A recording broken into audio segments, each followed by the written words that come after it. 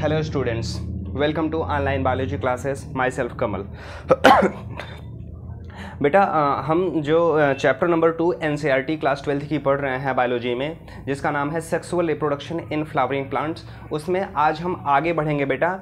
एम्ब्रॉय वाला सेक्शन को हम इस वीडियो में कवर करेंगे। इसके पहले बेटा हम जो कवर कर चुके हैं जिस वाले हिस्से को, वो था आपका एंडोस्पर्म। बेटा एंडोस्पर्म क्या होता है, कितने प्रकार का होता है और इसका फंक्शन क्या होता है, ये हम पूरा कंप्लीटली कवर कर चुके हैं। आज इस वीडियो में हम देखेंगे कि एम्ब्रॉय क्या होता है। हमने डबल फर्टिलाइजेशन के हिस्से को देखा था बेटा। डबल फर्टिलाइजेशन में क्या होता है कि दो मेल गैमेट्स होते हैं। एक मेल गैमेट्स एग सेल को फर्टिलाइज करता है एम्ब्रॉय सैक में मौजूद, और दूसरा मेल गैमेट जो है वो पोलर न्यूक्लियाई को फर्टिलाइज करता है, जिसको ट्रिपल फ्यूजन कहते हैं। तो ट्रिपल फ्यूजन के बाद बना था आपका एंडोस्पर्म, और जो पहला फ्यूजन हुआ था, जो एग सेल के साथ फर्टिलाइजेशन हुआ था, वो कहला रहा था बेटा सिंगैमी। सिंगैमी के बाद बनता है बेटा जाइगोट, और जाइगोट ही डेवलपमेंट होकर के बेटा क्या बनाता है बेटा, एम्ब्रियो बनाता है। ठीक ना। तो हम आज देखेंगे बेटा एम्ब्रियो क्या चीज़ होता है बेटा। ठीक ना, एम्ब्रियो क्या चीज़ होता है, इस एम्ब्रियो वाले हिस्से को कवर करेंगे। सिंपल सा जानिए बेटा, the development of एम्ब्रॉय,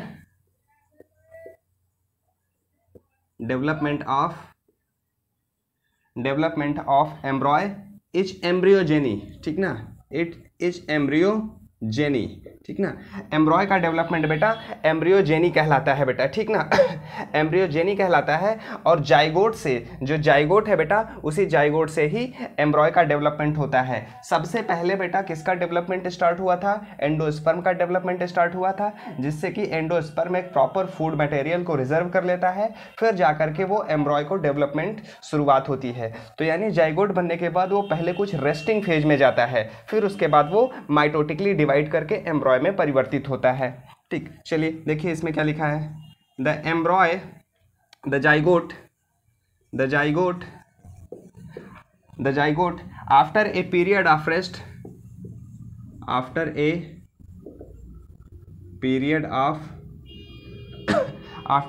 of rest, develop into एम्ब्रॉय, develop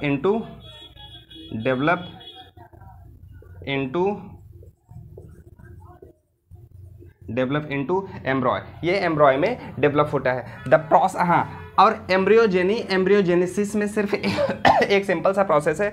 जो पूरी प्रोसेस होती है एम्ब्रॉय के डेवलपमेंट की, वो एम्ब्रियोजेनेसिस होती है, और डेवलपमेंट ऑफ एम्ब्रॉय वो एम्ब्रियोजेनी कहलाता है। द प्रोसेस ऑफ डेवलपमेंट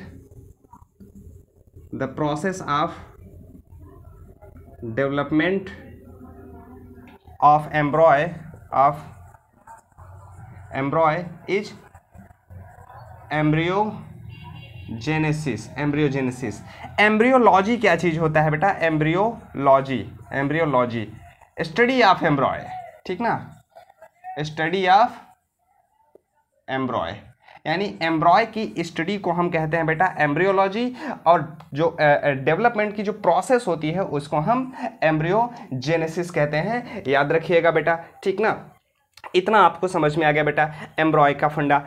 और अब जो एम्ब्रॉय होता है बेटा, फ्लावरिंग प्लांट दो प्रकार के होते हैं। एक होता है बेटा मोनोकॉटिलीडन्स, दूसरा होता है डाइकॉटिलीडन्स। तो जो मोनोकॉटिलीडन्स है उसमें कैसे डेवलपमेंट होता है, और डाइकॉटिलीडन्स में ये कैसे डेवलपमेंट होता है। जैसा कि हमारी एनसीईआरटी भी बिल्कुल साफ साफ हमें बता रही है कि जो शुरुआती चरण होते हैं, जो एम्ब्रॉय होता है, एम्ब्रॉय के जो शुरुआती अवस्थाएं होती है डेवलपमेंट की, वो ऑलमोस्ट सिमिलर होती है। उसके बाद में थोड़ा सा चेंजेस देखने को मिलता है, वो होता है कॉटिलीडन्स में चेंजेस। आगे हम उसको डायग्राम के माध्यम से समझ लेंगे बेटा। अभी इतना समझ लीजिए कि early stage of development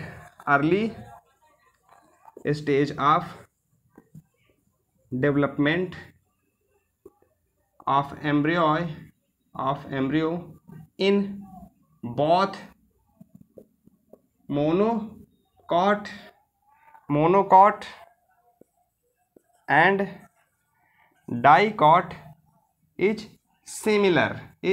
similar. यानी कि जो शुरुआती अवस्था होती है दोनों में, जो मोनोकॉट होते हैं और डाइकॉट होते हैं, इन दोनों में सिमिलर होता है बेटा। ठीक ना, मोनोकॉट और डाइकॉट। फ्लावरिंग प्लांट दो तरह के होते हैं, अगर उनके एम्ब्रियो के आधार पर देखा जाए कि वो मोनोकॉट होते हैं, डाइकॉट, दोनों का शुरुआती अवस्था बिल्कुल वो सेम होता है। आपको पता है बेटा कि जाइगोट का फॉर्मेशन होता है, ठीक ना, जाइगोट बनता है, जाइगोट बनने के बाद वो प्रो एम्ब्रॉय बनता है, प्रो एम्ब्रॉय बनता है, फिर ग्लोबुलर शेप बनता है, ग्लोबुलर शेप में जाता है बेटा, फिर उसके बाद बेटा हार्ट शेप में जाता है, हार्ट शेप में जाता है, फिर उसके बाद मैच्योर होता है, ठीक ना, फिर उसके बाद मैच्योर एम्ब्रॉय बनता है, मैच्योर एम्ब्रॉय बनता है। तो यानी कि यहाँ से लेकर के यहाँ तक की जो फेज़ है बेटा, यहाँ से लेकर के यहाँ तक की जो स्टेज होते हैं, यहाँ पर मोनोकॉट और डाइकॉट में इनका डेवलपमेंट बिल्कुल सिमिलर होता है, ठीक। इतना आपको बेटा पता होना चाहिए कि यानी जो शुरुआती अवस्थाएं होती हैं एम्ब्रियो के डेवलपमेंट की वो बिल्कुल सिमिलर होती है। इसको आप नोट कीजिए बेटा, ठीक ना, नोट कीजिए, मैं मिटाता हूँ इसको, ठीक। चलिए अब आगे बढ़ते हैं बेटा, ठीक ना, अब आगे बढ़ते हैं, देखते हैं कि कैसे डाइकॉट एम्ब्रियो डेवलप होता है बेटा, ठीक ना, कैसे डाइकॉट एम्ब्रियो कैसे डेवलप होता है उसको समझ लेते हैं हम लोग।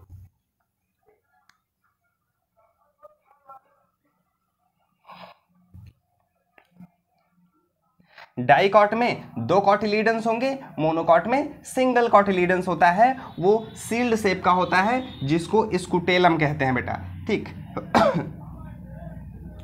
डायग्राम के माध्यम से हम लोग इसको समझेंगे बेटा, बिल्कुल आसानी से समझ में आ जाएगा, ठीक, बिल्कुल आसान हो जाएगा आपके लिए, ठीक। देखिए बेटा इसके फंडामेंटल को समझिए बेटा, ठीक ना, डेवलपमेंट ऑफ एम्ब्रॉय इन डाइकॉट समझिएगा बेटा, डेवलपमेंट ऑफ एम्ब्रॉय इन डाइकॉट, ठीक। एक मिनट बेटा, डेवलपमेंट ऑफ एम्ब्रॉय इन डाइकॉट,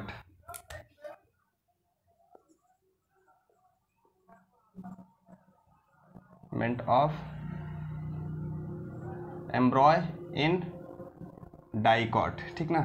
थोड़ा हल्का चल रहा है बेटा, एक्चुअली उसको कपड़े को मैंने गीला किया है ना, तो जब इसको मिटाते हैं तो यहाँ पर गीला हो जाता है, थोड़ा हल्का चलता है, ठीक। Development of एम्ब्रॉय in dicot note कर लीजिएगा बेटा, मैंने लिखा, बोल दे रहे हैं, डेवलपमेंट ऑफ एम्ब्रॉय इन डाइकॉट, ये आपकी हेडिंग होगी, development of embryo in dicot, ठीक ना।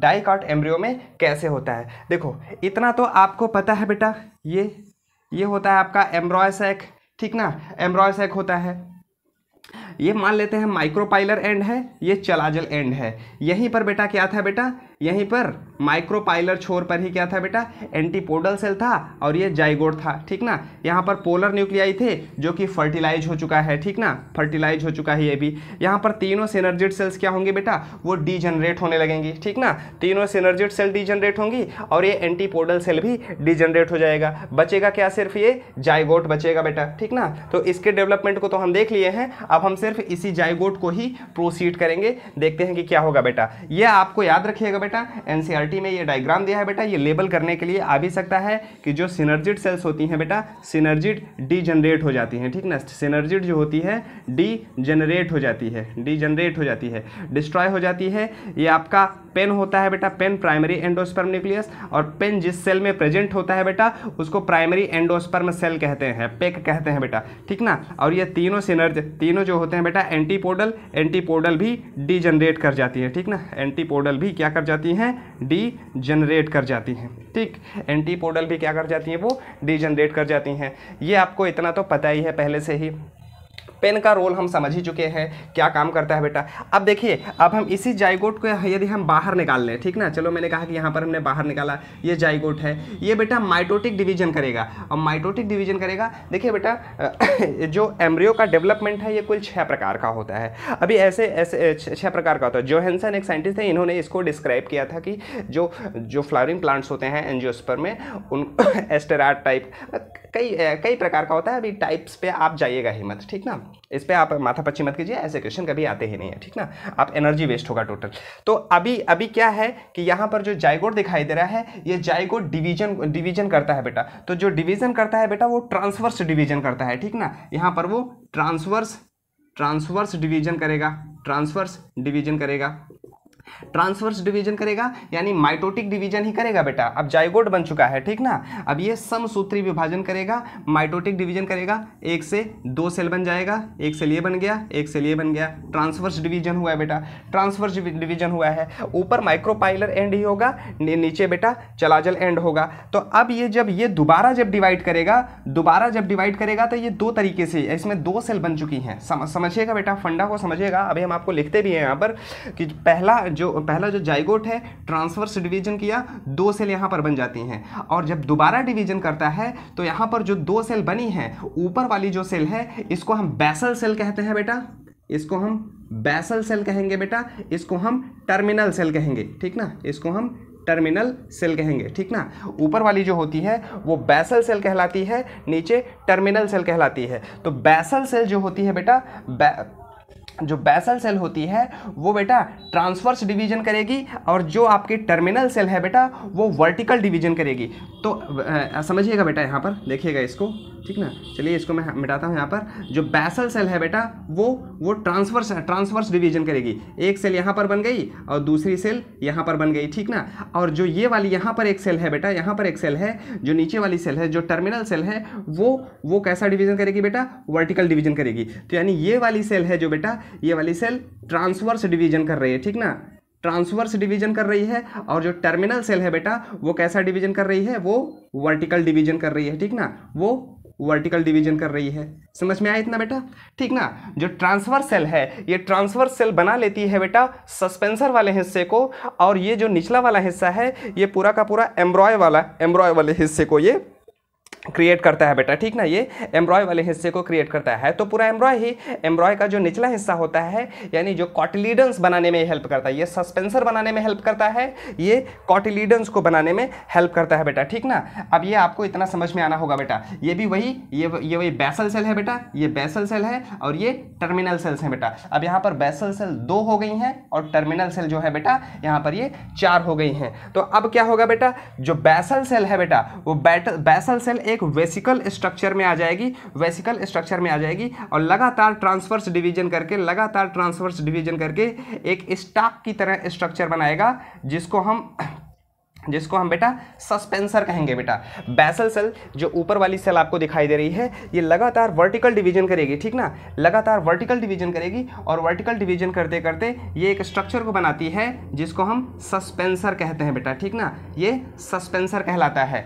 और ये जो सस्पेंसर यहाँ पर बना है, अब ये सस्पेंसर जो निचले हिस्से पे आकर के जहाँ से जुड़ा हुआ है, जो आपकी टर्मिनल सेल्स होती हैं, जो कि किस प्रकार का डिवीजन कर रही हैं बेटा, वर्टिकल डिवीजन कर रही हैं। तो वर्टिकल डिवीजन करते हुए आपको कुछ इस तरीके का एक ग्लोबुलर स्ट्रक्चर बनता हुआ यहाँ पर आपको दिखाई देगा बेटा, ठीक ना। ये ग्लोबुलर स्ट्रक्चर यहाँ पर ये बनता हुआ कुछ इस तरीके से आपको दिखाई देगा बेटा, ठीक ना। क्लियर समझ में आ रहा है ना बेटा। एक्चुअली देखो बेटा, एनसीईआरटी ने डायग्राम को कहीं माइक्रोपाइलर को ऊपर दिखाया है, कहीं माइक्रोपाइलर को नीचे दिखाया है, इस वजह से थोड़ा सा कंफ्यूज मत होइएगा। यहाँ पर ये वाला हिस्सा जो है बेटा ये माइक्रोपाइलर वाला हिस्सा है, ऊपर वाला माइक्रोपाइलर वाला हिस्सा ऊपर वाला है, और निचला वाला हिस्सा जो है बेटा वो चलाजल वाला हिस्सा है, ठीक ना, चलाजल वाला हिस्सा है। कंफ्यूज मत कीजिएगा बेटा, ठीक ना। ये डाइकॉट एम्ब्रॉय कैसे डेवलपमेंट हो रहा है उसको हम समझ रहे हैं बेटा, ठीक ना।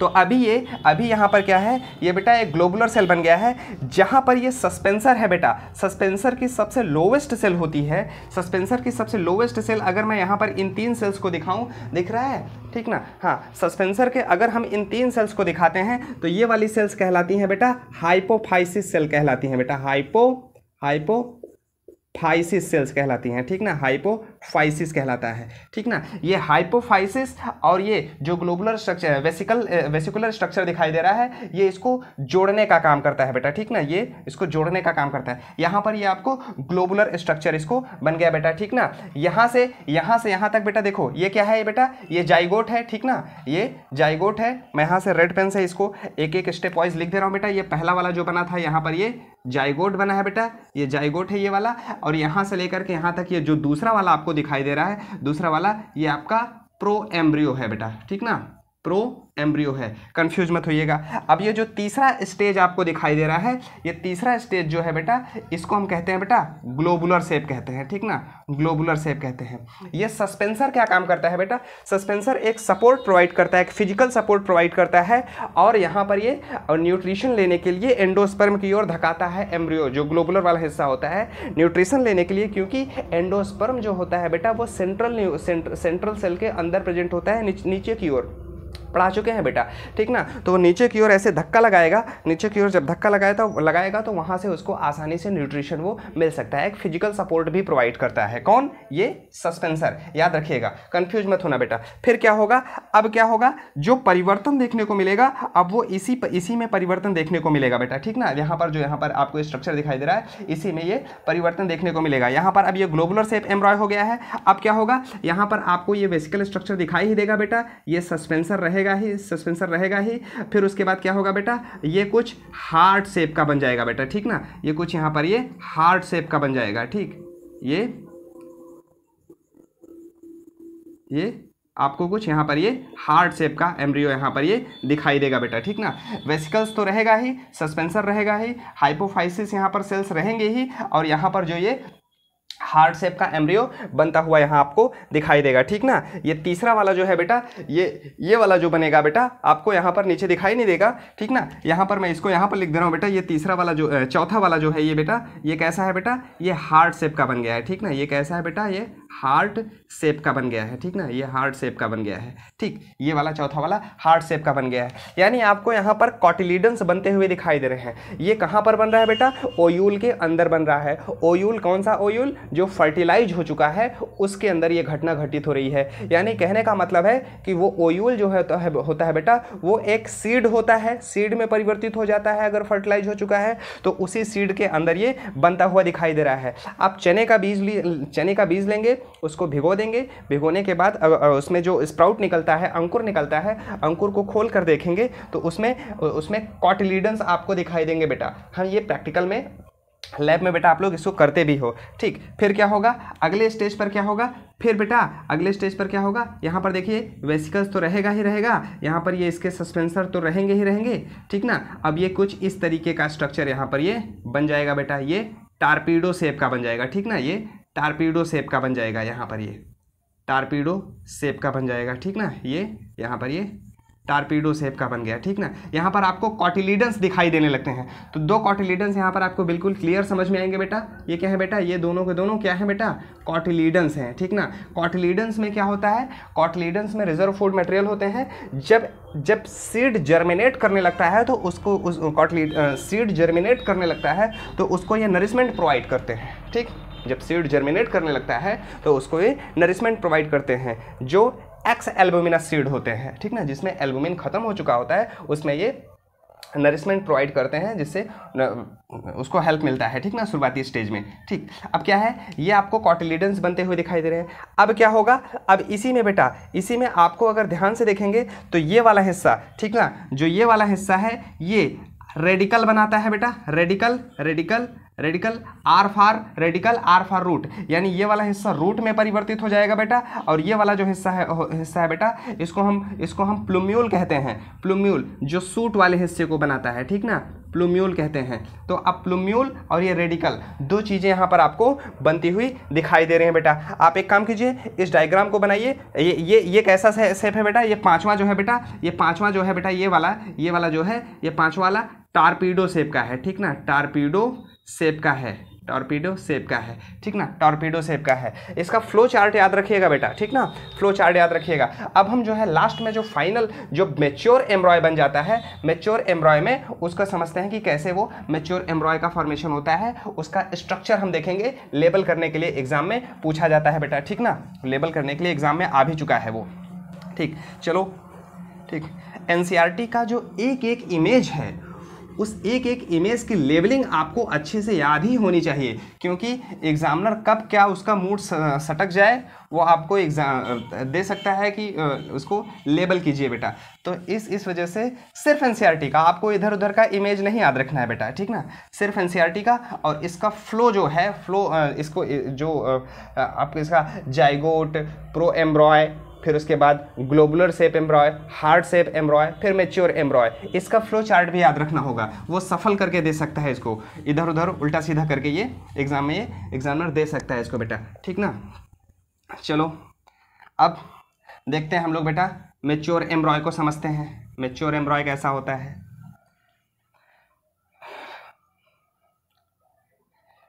चलिए आगे देखते हैं। मैच्योर एम्ब्रॉय का स्ट्रक्चर देखते हैं बेटा। मैच्योर एम्ब्रॉय का स्ट्रक्चर पेज नंबर 35 पे देखिए बेटा। पेज नंबर 35 पर इमेज 1 को देखिए बेटा, ठीक ना। पेज नंबर 35 पर इमेज 1 को देखिए, वो बिल्कुल क्लियर साफ साफ बता रहा है, यही इंपॉर्टेंट इमेज है। आपको इससे ज़्यादा अगर एग्जाम में आएगा तो इसी को लेबल करने के लिए दे सकता है बेटा, ठीक ना। आपको कहीं भी, आपको जितना भी आपको देखने को मिले सबको अवॉइड कीजिए बेटा, लेकिन ये वाला इंपॉर्टेंट डायग्राम है बेटा, ठीक ना।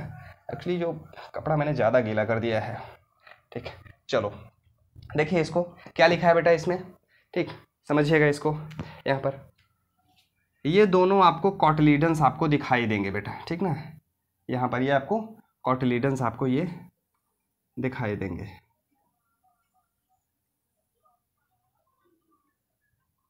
कॉटिलीडन्स यहाँ पर आपको ये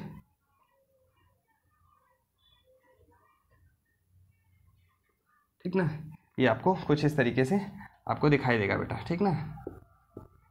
थोड़ा सा मैं इसको डार्क कर दे रहा हूँ ताकि आपको क्लियर विजिबल हो, ठीक। चलो ठीक ना, ये वाला स्ट्रक्चर, ठीक, एनसीईआरटी ने दे रखा है बेटा। यहाँ पर होता है बेटा, ये है रेडिकल, ठीक ना, ये है रेडिकल से याद रखना, रेडिकल रूट वाले हिस्से को बनाता है, जिसको कवर करने का काम कौन करता है बेटा, रूट कैप काम करता है, ठीक ना। जिसको कवर कौन करता है बेटा, रूट कैप कवर करता है, ठीक ना। इसको रूट कैप कवर करता है। और यहाँ पर आपको ये दो कॉटिलीडन्स दिखाई दे रहे हैं बेटा, ये दोनों यहाँ पर आपको कॉटिलीडन्स दिखाई दे रहे हैं, ठीक ना। कॉटिलीडन्स दिखाई दे रहे हैं। जैसे सरसों का पौधा हुआ, मटर का पौधा हुआ, चने का बीज देखिए, उसको खोलोगे तो उसमें दो टुकड़े दिखाई देंगे, दो टुकड़े दिखाई देंगे, समझो वो क्या है, वो कॉटिलीडन्स है। धान क्या है, वो मोनोकॉट है, ठीक, सिंपल सा समझिएगा, ठीक। चलो ये कॉटिलीडन्स यहाँ पर दो दिखाई दे रहे हैं। फिर उसके बाद यहाँ से ये वाला जो हिस्सा दिखाई दे रहा है बेटा, ये जो सूट को बनाता है, इसको हम बेटा प्लूम्यूल कहते हैं, ठीक ना। प्लूम्यूल क्या काम करता है बेटा, सूट के हिस्से में सूट फॉर्मेशन करता है, ये सूट फॉर्मेशन करता है। रेडिकल क्या काम करेगा बेटा, रेडिकल रूट फॉर्मेशन करेगा, ठीक ना, रेडिकल रूट फॉर्मेशन करता है, ठीक। अब ये चीज़ यहाँ पर आपको दिखाई दे रहा है। अब यहाँ पर आपको दो चीज़ें और दिखाई देंगी, ठीक ना। जो रेडिकल को कवर करता है, जो रेडिकल को कवर करता है, रेडिकल वाले जिस हिस्से को जो कवर करता है, उसको एक कह सकते हो कि डायरेक्टली कि वो प्रोटेक्शन प्रोवाइड करता है, कवर करता है, उसको हम बेटा हाइपोकॉटिल कहते हैं, हाइपोकॉटिल, ठीक ना, हाइपोकॉटिल कहते हैं, ठीक ना, हाइपोकॉटिल। हाइपो का मतलब होता है नीचे, एपी का मतलब होता है ऊपर, यानी रूट कहाँ होगी, रूट नीचे होगी, तो रूट के निचले वाले हिस्से को कवर करने का काम कौन करेगा बेटा, हाइपोकॉटिल करेगा। और जो रेडिकल वाला हिस्सा होता है, वो माफ कीजिएगा, जो प्लूम्यूल वाला हिस्सा होता है, प्लूम्यूल वाले हिस्से को कौन कवर करता है बेटा, वो कवर करता है एपीकॉटिल कवर करता है, ठीक ना, एपीकॉटिल कवर करता है। तो हाइपोकॉटिल, एपीकॉटिल, हाइपोकॉटिल किसको कवर करता है, रेडिकल को कवर करता है, और एपीकॉटिल जो अपर पार्ट होता है बेटा, जो सूट बनाता है, उसको प्लूम्यूल को कौन कवर करेगा, वो एपीकॉटिल कवर करेगा, ठीक ना। ये इसके एग्जाम्पल, ये मतलब ये इसके डायग्राम को याद रखिएगा बेटा, एपीकॉटिल हाइपोकॉटिल को भी याद रखिएगा, ये भी इंपॉर्टेंट है बेटा। ये बोर्ड के में इन दोनों के बीच में डिफरेंस पूछने को आता है बेटा, ठीक ना, ये डिफरेंस पूछा जाता है बेटा। ये एक टिपिकल डाइकॉट एम्ब्रॉय का स्ट्रक्चर आपने यहाँ पर देख लिया। अब आइए इसके बारे में थोड़ा सा हम लोग नोट भी कर लेते हैं बेटा, ठीक ना, इसके बारे में थोड़ा सा नोट भी कर लेते हैं, नोट करते चलते हैं, आसान हो जाएगा हमारे लिए, ठीक, लर्न करने में आसान रहेगा।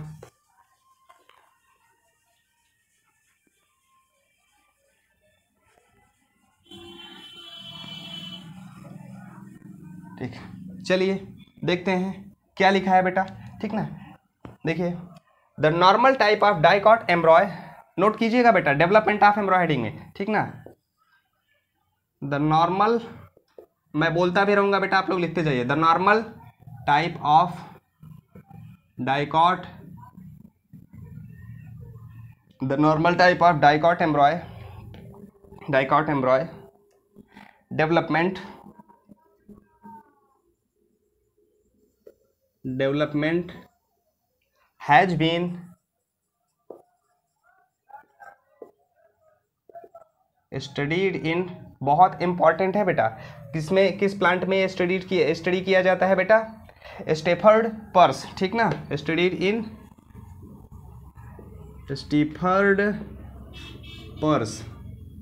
स्टेफर्ड पर्स इंपॉर्टेंट है बेटा, ठीक ना। इसी पौधे में, इसी डाइकॉट पौधे में डाइकॉट एम्ब्रॉय के डेवलपमेंट की स्टडी की जाती है बेटा, ठीक ना। इसको कैप्सेला बर्सा पैस्टोरिस, कैप्सेला ब्रैकेट में लिख लेना बेटा इसे, कैप्सेला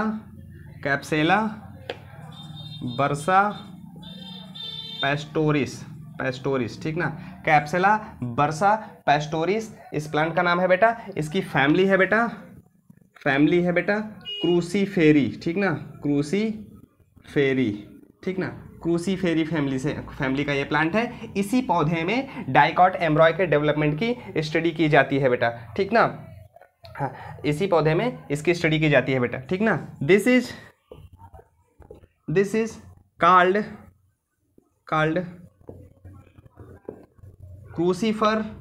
क्रूसीफर्स और ऑर्नाग्राड टाइप, ठीक ना, ऑर्नाग्राड टाइप। अब देखो बेटा, मैंने आपको पहले ही बताया था कि जो एंजियोस्पर्म में जो डाइकॉट एम्ब्रियो का जो डेवलपमेंट होता है वो 6 प्रकार का होता है, जोहानसन ने बताया था। चलो अच्छा, एक काम करते हैं, मैं आपको एक शीट प्रोवाइड कर दूंगा बेटा जिसमें डाइकॉट एम्ब्रॉय के डेवलपमेंट का टाइप्स को दिया हुआ है। आप सिर्फ उसको एक बार देख लीजिएगा बेटा, बहुत ज़्यादा उसको लेकिन तवज्जो मत दीजिएगा, ठीक ना। लेकिन ये जो यहाँ पर मैंने ये कैप्सुला प्लांट का नाम लिखा है बेटा, क्रूसीफेरी फैमिली का, स्टेफर्ड पर्स का, इसको याद रखिएगा, ये पूछा गया है एग्जाम में बेटा, ठीक ना। इंपॉर्टेंट नाम है ये, एनसीईआरटी में भले नहीं दिया है लेकिन इस चीज़ को आपको याद रखना होगा बेटा, ठीक ना। चलिए, ऑर्नाग्राड टाइप ऑफ डेवलपमेंट, ठीक ना, ऑर्नाग्राड type of development. This development of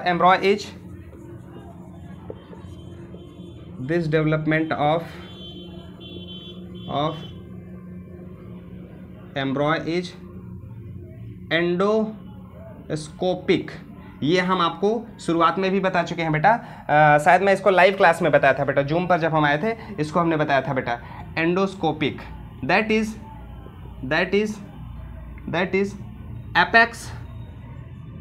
apex is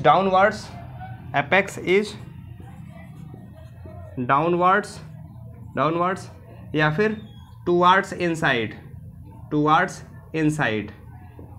inside। आपको पता है कि जाइगोट क्या था बेटा, जाइगोट यहाँ पर था बेटा, वो नीचे की ओर ही आता है क्योंकि नीचे की ओर ही एंडोस्पर्म था, तो वो नीचे की ओर यानी वो डाउनवर्ड्स की ओर, नीचे की ओर जाता है, इस वजह से इसको कहा गया बेटा एंडोस्कोपिक टाइप ऑफ डेवलपमेंट, ठीक ना। एंडोस्कोपिक डेवलपमेंट इसका होता है बेटा, ठीक ना।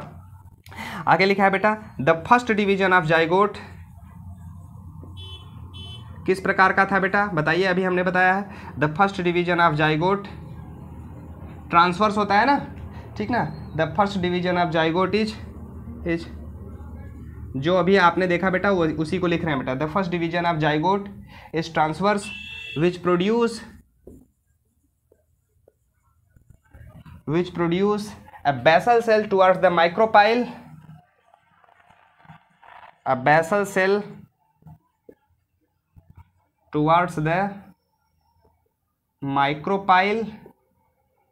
and a terminal cell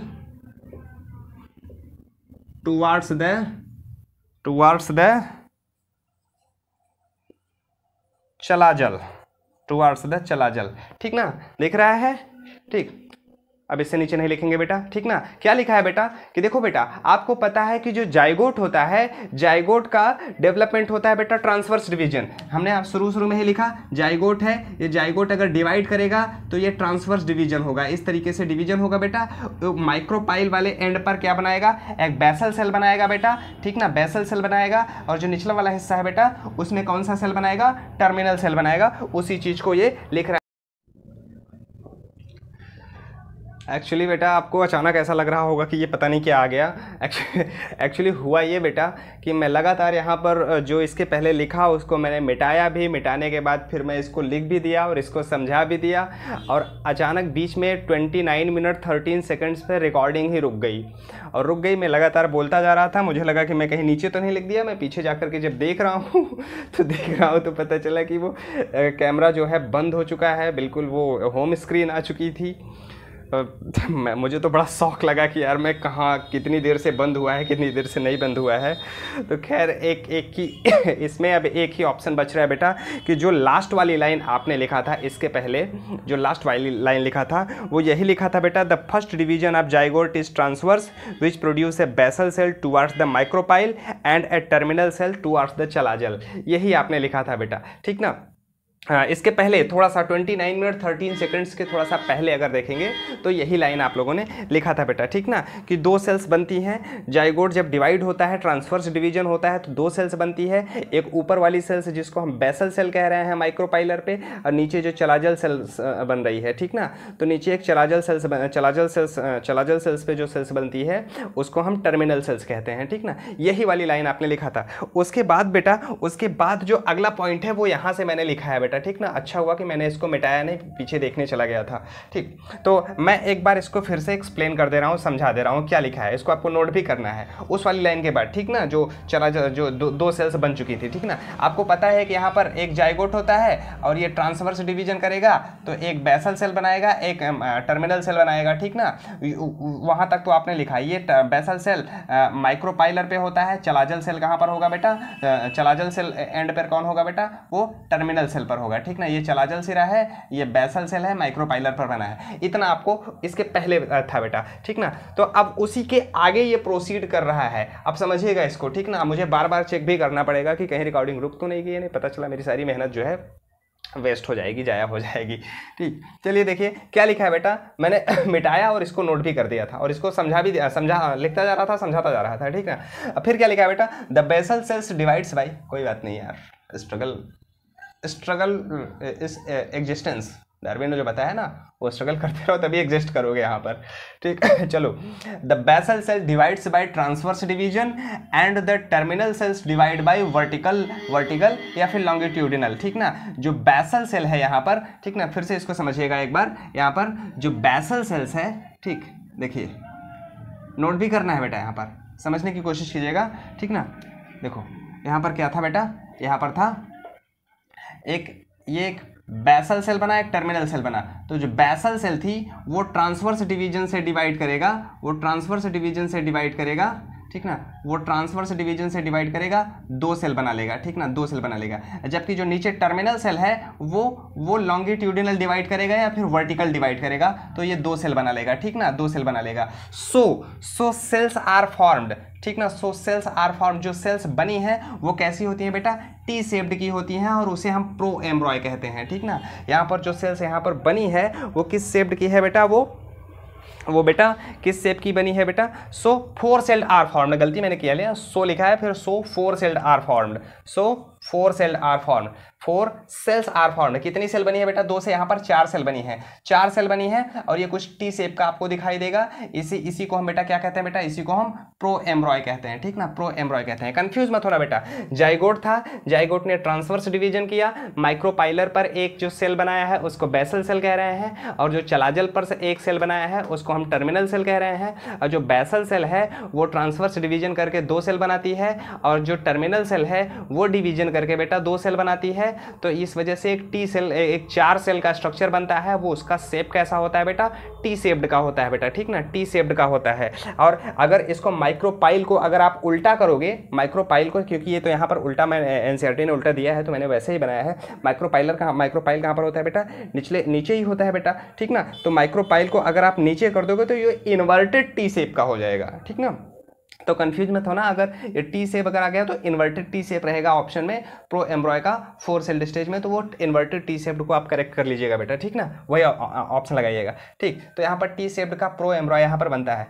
तो जो 2 बेसल सेल हैं वो फिर ट्रांसवर्स डिवीजन करेंगी और 6 से 10 सेल का स्ट्रक्चर बनाएंगी, जिसको हम सस्पेंसर कह रहे थे, ठीक ना। तो जो यहाँ पर ये बेसल सेल दिखाई दे रहा है, बेसल सेल क्या काम करेगी, बेसल सेल यहाँ पर दिखाई देगा, ये आपको ऐसे ट्रांसवर्स डिवीजन लगातार इस प्रकार का ऐसे डिवीजन करते हुए ये ऐसा एक स्ट्रक्चर बनाएगा, वो लगभग 6 से 10 सेल का स्ट्रक्चर बनाएगा, जिसको हम सस्पेंसर कहते हैं बेटा, ठीक ना। ये सस्पेंसर याद रखिएगा बेटा, ये सस्पेंसर बनाता है कौन, बेसल सेल्स। और ये सस्पेंसर का फंक्शन मैंने यहाँ पर ब्रैकेट में लिख दिया है कि ये फिजिकल सपोर्ट प्रोवाइड करता है, ग्रोथ में हेल्प करता है बेटा, और न्यूट्रिशन प्रोवाइड करता है। न्यूट्रिशन क्योंकि एंडोस्पर्म की ओर ये प्रेस करता है, ठीक ना, क्योंकि एंडोस्पर्म सेंट्रल सेल में प्रेजेंट होता है, वहाँ पर वो उसको प्रेस करता है, जो ग्लोबुलर शेप है वो वहाँ पर न्यूट्रिशन को वो आसानी से प्राप्त कर सके, ठीक ना। न्यूट्रिशन लेने में हेल्प करता है और रेगुलेट भी करता है एम्ब्रॉय को, ठीक ना। जो आपका एम्ब्रियो होता है, एम्ब्रियो के डेवलपमेंट को ये रेगुलेट भी करता है, ठीक ना। वो सस्पेंसर स्ट्रक्चर में हम देख चुके हैं बेटा, ठीक ना। फिर क्या है बेटा, the cell of suspensor is vesicular. अब यहाँ पर ये जो पहला सेल यहाँ पर ऊपर की ओर दिखाई दे रहा है, ये वेसिकुलर स्ट्रक्चर होता है बेटा, ठीक ना। वेसिकुलर जो ऊपर की ओर है, जो अपर मोस्ट सेल्स है, जो पहली सेल्स होती हैं यहाँ पर वो ये कैसी सेल्स हैं बेटा, जो अपर मोस्ट सेल्स होती हैं ये वेसिकुलर होती हैं, ठीक ना बेटा, वेसिकुलर सेल्स होती हैं। और जो सबसे निचले हिस्से पर आता है, सबसे निचले हिस्से पर जहाँ पर ये एम्ब्रॉय का फॉर्मेशन होता है, जब ग्लोबुलर सेल्स बन जाती है तो ये वाली सेल्स कहलाने लगती हैं बेटा हाइपोफाइसिस सेल्स, ठीक ना।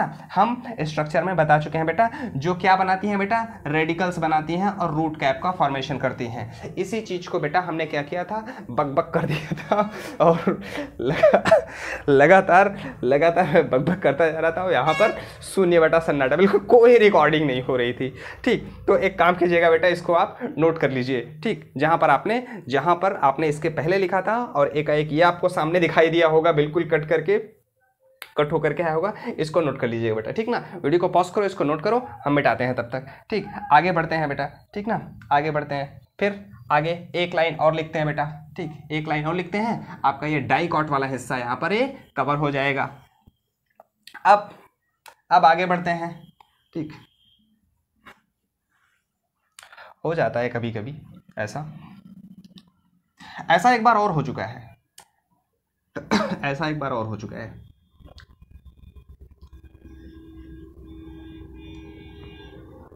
अब ये बहुत ज़्यादा मुझे टेक्निकल जानकारी होती नहीं है, क्योंकि मोबाइल फ़ोन के कैमरे से ही तो मैं रिकॉर्ड कर रहा हूँ। चलो एक लाइन लास्ट में लिख लीजिएगा बेटा, ठीक ना। हाँ, due to the differentiation of cotyledons, next point है बेटा, due to the differentiation of cotyledons, ठीक ना, due to the differentiation of cotyledons, globular एम्ब्रॉय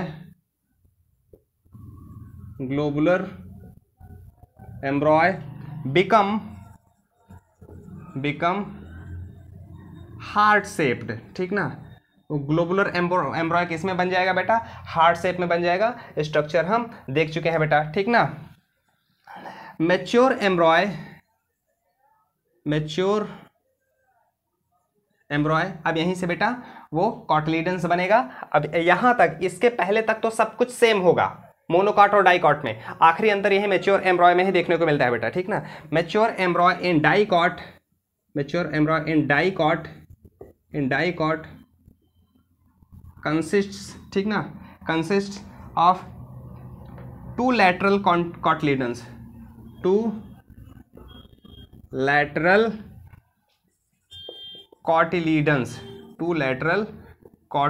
ठीक ना। 2 लैटरल कॉटिलीडन्स बनते हैं बेटा, ठीक ना। जो टर्मिनल एंड होगा बेटा, टर्मिनल प्लूम्यूल बनाएगा, जो कि सूट फॉर्मेशन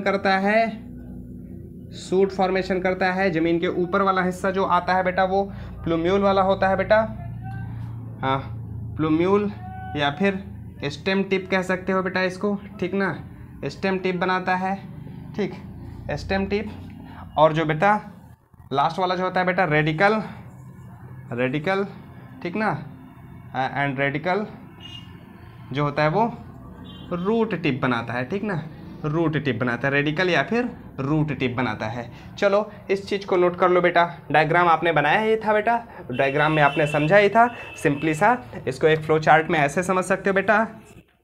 जाइगोट बनता है, फिर प्रो एम्ब्रॉय बनता है, फिर उसके बाद ग्लोबुलर शेप बनता है, ग्लोबुलर शेप्ड बनता है, फिर उसके बाद हार्ट शेप्ड बनता है, हार्ट शेप बनता है, फिर उसके बाद जो है डाइकॉट एम्ब्रियो बन जाएगा बेटा, ठीक ना।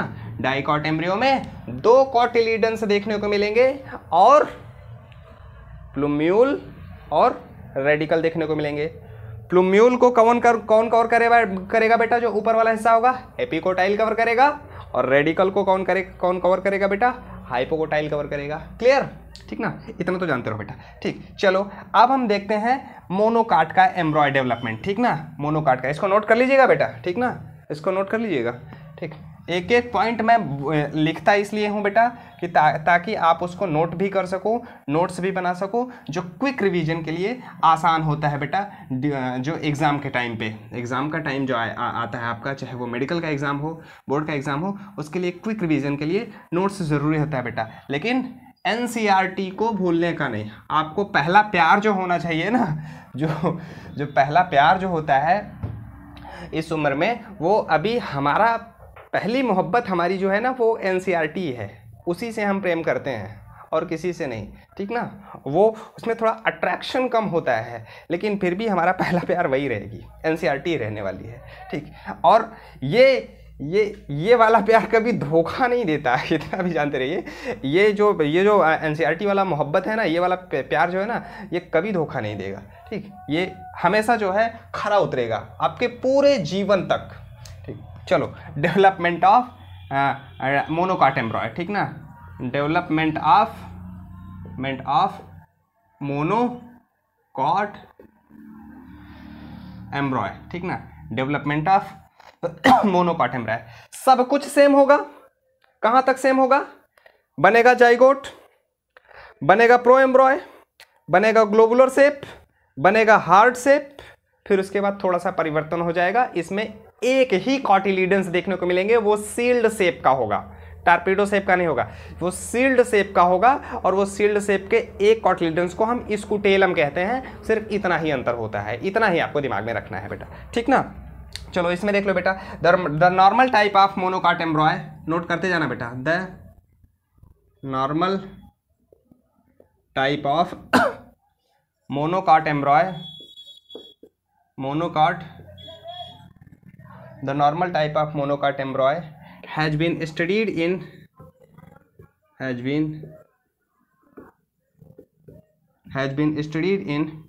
Sagittaria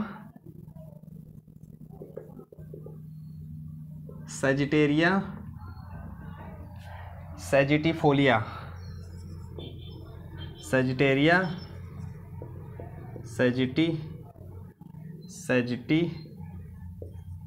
फोलिया, ठीक ना, सेजिटेरिया सेजिटिफोलिया, ठीक ना, सेजिटेरिया सेजिटिफोलिया। इसको लुजुला फ्रोस्टर भी कहते हैं इसको बेटा, ठीक ना, लुजुला फ्रोस्टर, नाम याद रखिएगा बेटा, ठीक ना। ये किसमें इसकी स्टडी की जाती है, इंपॉर्टेंट है बेटा। The early development of, next point है, the early development of dicot and monocot embryo is similar up to globular shape, not heart shape बेटा, ठीक ना, करेक्ट कर लीजिएगा बेटा, मैंने गलत बताया, ठीक ना, up to globular shape stage, globular shaped stage, heart shape तक मैंने बेटा गलत बताया था, दिमाग से निकाल दीजिएगा। वो ग्लोबुलर शेप तक बेटा वो क्या होता है, सिमिलर होता है। लेटर डिफ्रेंशिएशन होता है बेटा, ठीक ना, लेटर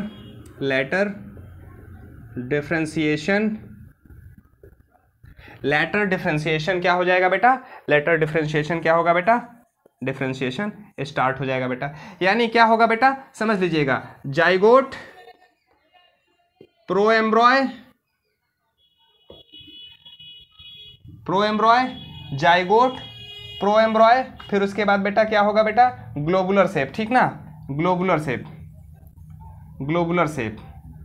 यहाँ तक क्या होगा बेटा, बिल्कुल करेक्ट होगा, मतलब मोनोकाट और डाइकॉट में सिमिलर होगा बेटा, ठीक ना, यहाँ तक क्या होगा बेटा, वो सिमिलर होगा। उसके बाद डिफ्रेंशिएशन स्टार्ट होता है बेटा, ठीक ना, यहाँ पर डिफ्रेंशिएशन स्टार्ट होगा बेटा, ठीक ना। Suspensor cell vesicular, suspensor is, इसका सस्पेंसर कैसा होगा बेटा, suspensor is single celled vesicular, single celled and vascular होगा बेटा, ठीक ना। उसका सस्पेंसर, डाइकॉट का सस्पेंसर 6 to 10 सेल्ड का था, लेकिन इसका सस्पेंसर कैसा होगा बेटा, सिंगल सेल्ड का होगा, ठीक ना, और वैस्कुलर होगा, ठीक ना। There is only one terminal cotyledons, ठीक ना, देयर इज ओनली, नीचे तो नहीं जा रहा है, हाँ चलो अभी ये इसके नीचे नहीं आएगा। There is only one terminal cotyledons, ठीक ना, कॉटिलिडन्स कॉल्ड स्कुटेलम, इम्पॉर्टेंट, बहुत बहुत इम्पॉर्टेंट। ये कैसा होता है बेटा, सील्ड शेप का होता है, ठीक ना, सील्ड शेप का होता है, ठीक। यहाँ पर सिर्फ इसमें एक ही इसमें कॉटिलिडन्स देखने को मिलते हैं जिसको हम सील्ड शेप कहते हैं, ठीक।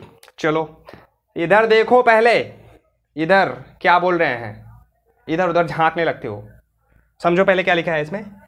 इसके पहले जो डाइकॉट वाला एम्ब्रॉय था, डाइकॉट वाले एम्ब्रॉय में 2 कॉटिलिडन बने थे, और यहाँ पर क्या बन रहा है, सिर्फ सिंगल कॉटिलिडन बन रहा है।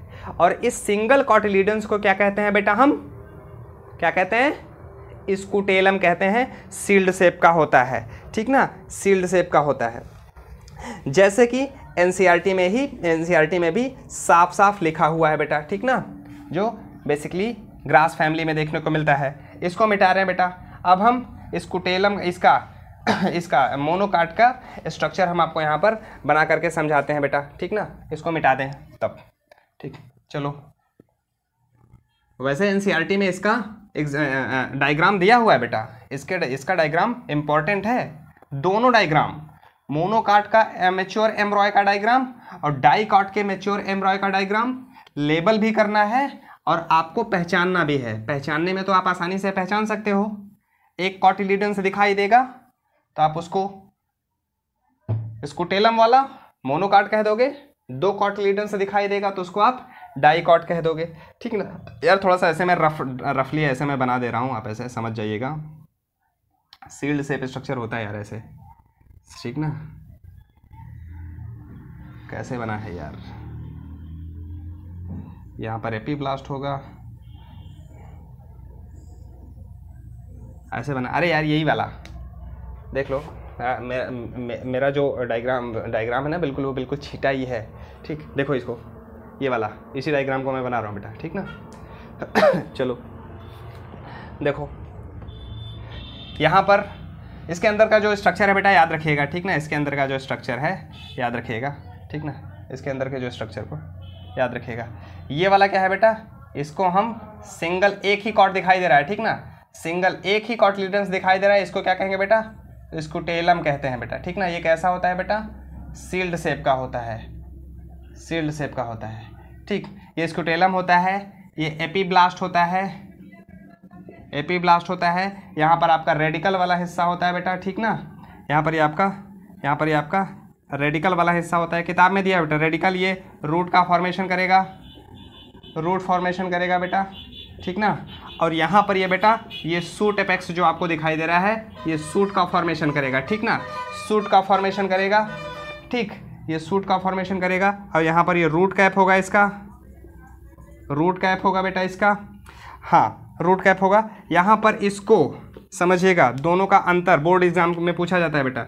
यहाँ पर रूट कैप को जो कवर करता है और यहाँ पर जो सूट कैप को जो कवर कर रहा है, रूट कैप को जो कवर करके प्रोटेक्शन प्रोवाइड कर रहा है और सूट कैप को जो कवर करके प्रोटेक्शन प्रोवाइड कर रहा है।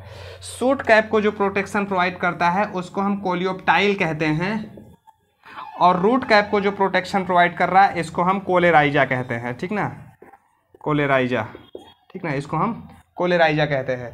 रूट कोलियोराइजा, कोलियोराइजा लिखा है बेटा इसमें, कोलियोराइजा, एनसीईआरटी में देख लो, स्पेलिंग करेक्ट लिखना बेटा, ठीक ना, कोलियोराइजा। रूट सूट एपेक्स को प्रोवाइड प्रोटेक्शन टू सूट, ठीक ना, provide protection to shoot, shoot को प्रोटेक्शन प्रोवाइड करता है, और ये वाला कवर द रूट एंड, ये भी किसको प्रोवाइड प्रोटेक्शन करेगा, प्रोटेक्शन प्रोवाइड करेगा बेटा ये रेडिकल को, ठीक ना, radicle, R for radicle, R for root, याद रखिएगा बेटा, ठीक ना, दिख रहा है ना, ठीक। चलो बेटा, बस रेडिकल ही लिखा है, प्रोवाइड प्रोटेक्शन प्रोवाइड, ठीक ना, प्रोटेक्शन, ये प्रोटेक्शन प्रोवाइड करता है रेडिकल को। एनसीईआरटी में इसका डायग्राम दिया गया है बेटा, आप लोग इसको नोट कर लीजिएगा। थोड़ा सा डिस्टर्बेंस हुआ बेटा, उसके लिए माफ़ी चाहते हैं। एक्चुअली अब कर भी कह सकते हैं यार, ये टेक्निकल इशू है, मैं इसमें बिल्कुल असहाय हूँ, बिल्कुल मेरे को बहुत ज़्यादा इसके बारे टेक्निकल बहुत ज़्यादा मालूम नहीं है बेटा मेरे को। कुछ लोग ये वीडियो को पता नहीं क्या एडिट वगैरह करते हैं, शुरुआत में कुछ विजुअल वगैरह डालते हैं, मेरे को समझ भी नहीं आता मैं कैसे करूँ। मैं भी सोचता हूँ कि यार मैं भी करूँ, थोड़ा सा वीडियो अट्रैक्टिव बन जाए, लेकिन उससे होता नहीं है बेटा, पता नहीं क्या। काइन मास्टर ऐसे कुछ ऐप के बारे में कुछ लोग बता रहे थे, मैं उसको डाउनलोड भी किया, उसमें इतने सारे फीचर दिखाई दे रहे थे, मेरी खोपड़ी काम नहीं किया, मैं हटाओ यार, सिंपल सा जाने दो ऐसे ही देसी स्टाइल में, ठीक ना, देसी स्टाइल में ही पढ़ो, ठीक। चलो तो खैर बेटा, एनसीईआरटी की एक एक लाइन बेटा बहुत इंपॉर्टेंट है। यहाँ पर एक क्वेश्चन आपसे पूछ रहा है बेटा कि soak a few seed in water, जैसे कि व्हीट, मैज, पीज या चिक पीज, ग्राउंड नट ओवरनाइट, यानी कह रहा है कि पानी के अंदर कोई एक सीड को, इनमें से कोई एक सीड को पानी के अंदर भिगो दो रात भर, ठीक ना, then split the seed and observe the various part of embryo and seed. अब वही चीज़ कह रहा है कि आप एक चने का बीज लो बेटा, चने के बीज को मतलब पानी के अंदर डाल दीजिए, पानी के अंदर डाल देंगे तो उसको पहले निकाल करके बाहर रख दीजिए, निकाल करके बाहर एक कपड़े में लपेट करके रख दीजिए, ताकि उसमें ऑक्सीजन भी जाएगा, क्योंकि भाई डेवलपमेंट होने के लिए क्या होगा, वाटर, मॉइस्चर और ऑक्सीजन दोनों जरूरत है। पानी के अंदर डूबा रहेगा तो ऑक्सीजन नहीं मिलेगा उसको, तो पानी से बाहर निकालिए और उसमें ऑक्सीजन देखिए। तो चने के बीज में देखोगे छोटा सा एक छिद्र होगा, माइक्रोपाइल एम्ब्रॉय सैक को भी एक पोर होता है, उसको भी कहते हैं बेटा। और जो सीड में एक छोटा सा वाटर जाने के लिए, पानी जाने के लिए जो रास्ता होता है, उसको भी माइक्रोपाइल ही कहते हैं, कंफ्यूज मत होना बेटा, ठीक ना। तो जो उससे जो सीड में उससे पानी थोड़ा सा जाएगा, पानी जाएगा और पानी को एब्जॉर्ब करेगा, उसकी सीड की डॉर्मेंसी जो है, सीड डॉर्मेंसी आगे देखेंगे, सीड की डॉर्मेंसी जो है टूट जाएगी, फिर ऑक्सीजन मिल जाएगा उसको। जब वो जर्मिनेट करेगा, स्प्राउट निकल आएगा, तो आप उसको खोलिएगा, खोलने के बाद आप उसको ऑब्जर्व कीजिएगा, उसके एक एक पार्ट को जो है आप देखिएगा एम्ब्रॉय को, ठीक ना। हालांकि ये शायद ये 10th के प्रैक्टिकल एग्जाम में है बेटा, ठीक, आप लोगों ने किया भी होगा। तो आज के लिए बस इतना ही बेटा। अब हम आगे पढ़ेंगे, सीड पढ़ेंगे। सीड के दो चीज़ों को तो हम लोग शुरुआत में ही समझ चुके हैं कि जो नॉन एल्बुमिनस या फिर एक्स एल्बुमिनस सीड क्या होते हैं और एल्बुमिनस सीड क्या होते हैं, हम देख चुके हैं। फिर भी हम अगले वीडियो में इस हिस्से को कवर करेंगे बेटा। पढ़ते रहिए, तब तक मेहनत करते रहिए, बाकी फोड़ के आएंगे यार एग्जाम में, ठीक। भरोसा रखो अपने आप को। चलिए, thank you so much and all the best बेटा।